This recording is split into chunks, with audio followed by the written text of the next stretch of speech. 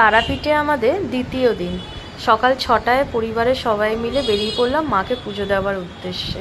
পিতৃমাতৃ ভাণ্ডারে গেছিলাম, সেখান থেকে মায়ের জন্য প্যারা শাড়িপত্র নিয়ে এবং মাকে ভোগ নিবেদন করবো বলে 651 টাকা আমাদের নিয়েছিল। যেহেতু আমি সোরেন কাকুর আন্ডার থেকে পুজোটা দিয়েছিলাম, মানে ওখানকার লোকের একরকম রেট এবং আমরা যারা পুজো দিতে এখান থেকে যাই তাদের জন্য আর এক রেট, তাদের জন্য 1100-1500 করে, কিন্তু সোরেন কাকুর বাড়ির লোক হয়ে আমি পুজোটা দিয়েছিলাম, যার জন্য 651 টাকা আমার লেগেছিল।